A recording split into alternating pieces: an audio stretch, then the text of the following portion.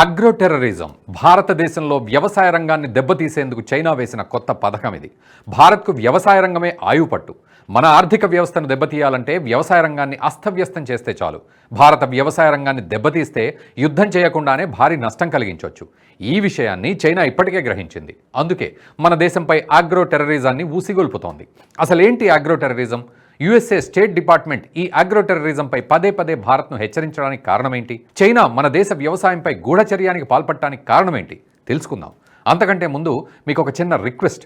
ఈ స్టోరీని పూర్తి చేసిన వెంటనే ఛానల్ను సబ్స్క్రైబ్ చేసుకోండి. అలాగే తెలుగు మీడియాలో తొలి ఓటీటీగా సంచలనం సృష్టిస్తున్న ఎన్హెచ్ ప్రైమ్కు సబ్స్క్రైబ్ చేసుకోండి.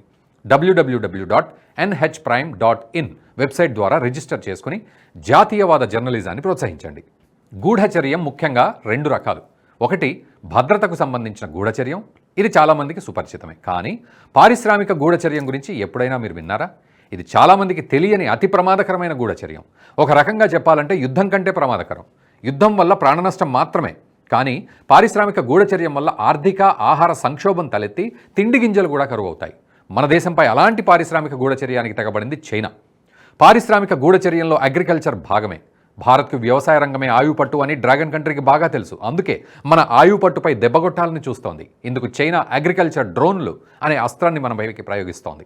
చైనా అగ్రికల్చర్ డ్రోన్ల వినియోగానికి సంబంధించి వార్ ఆన్ ది రాక్స్ అనే website beyond TikTok the national security risks of Chinese agricultural drones అనే శీర్షికన ఓ కథనాన్ని వెలువరించింది.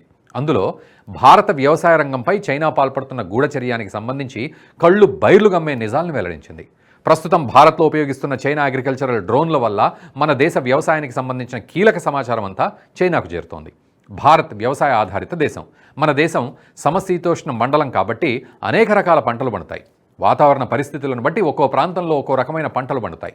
అయితే సాగుబడిలో భాగంగా ప్రాంతాలను బట్టి వివిధ రకాల కీటక నాశినీలను, ఎరువులను ప్రత్యేకంగా ఉపయోగిస్తున్నారు. ఒక్కో చోట ఒక్కో మోతాదులో వీటిని ఉపయోగిస్తారు. కొన్ని చోట్ల ఎక్కువగా ఎరువులు ఉపయోగిస్తే మరికొన్ని చోట్ల తక్కువ ఎరువులతోనే పంట దిగుబడి సాధిస్తున్నారు. వీటికి తగినట్లే వంగడాలను కూడా అభివృద్ధి చేస్తున్నారు. మన దేశంలో నిలువ ఉండే నీటిలోనే పండే వరి వంగడాలు సైతం ఉన్నాయి. అటువంటి వాటికి సంబంధించిన ఎరువుల నిష్పత్తి, కీటక నాశినుల సమాచారాన్ని చైనా తమ డ్రోన్ల ద్వారా సేకరిస్తోంది. ప్రస్తుతం చైనా డ్రోన్ల తయారీ సంస్థ అయిన DJIకు సంబంధించిన డ్రోన్లను భారత్లో ఎక్కువగా వినియోగిస్తున్నారు. వీటి ద్వారా సమాచార సేకరణ జరుగుతోందని అమెరికన్ ఇంటెలిజెన్స్ ఇప్పటికే మన దేశాన్ని హెచ్చరించింది. అమెరికాలో ఈ DJI డ్రోన్లను ఉపయోగించకుండా కొన్ని రంగాల్లో బ్లాక్ లిస్ట్ చేర్చారు.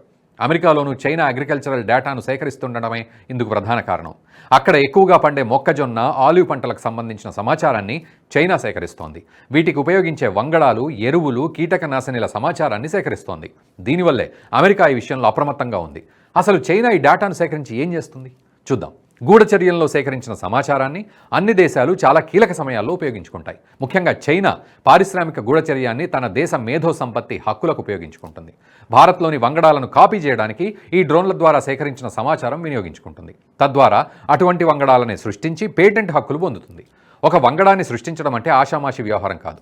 అమెరికాలో సరికొత్త వంగడాన్ని సృష్టించడానికి $30 నుంచి $40 మిలియన్ ఖర్చు అవుతుంది. దీనికి తోడు శాస్త్రవేత్తలు ఏళ్ల తరబడి వంగడాలపై పరిశోధనలు చేస్తారు. భారత్లో కొన్ని దశాబ్దాల నుంచి ఇటువంటి వంగడాలను అనేకం కనుగొన్నారు.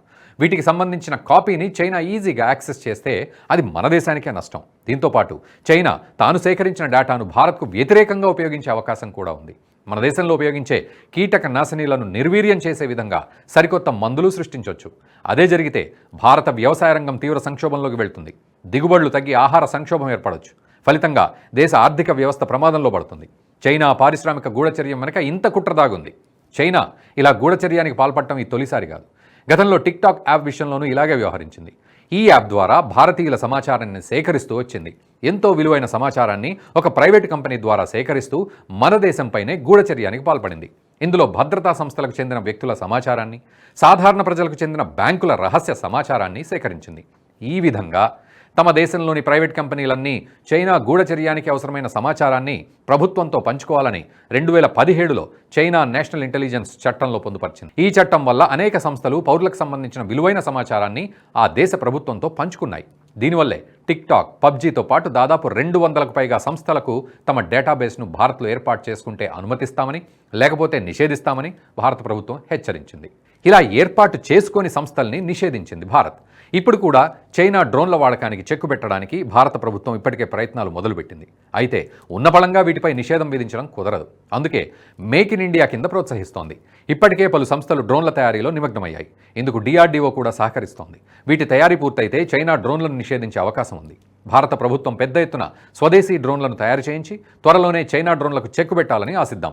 ఈ వీడియో మీకు నచ్చినట్టయితే లైక్ చేయండి, 10 మందికి షేర్ చేయండి. అలాగే కామెంట్ల రూపంలో మీ అభిప్రాయాలను మాతో పంచుకోండి. Nationalist hub group of channels ను సబ్స్క్రైబ్ చేసుకుని తెలుగునాట జాతీయవాద జర్నలిజాన్ని ప్రోత్సహించండి. ఈ వీడియో కింద ఉన్న బెల్ ఐకాన్ పై క్లిక్ చేయడం మర్చిపోవద్దు.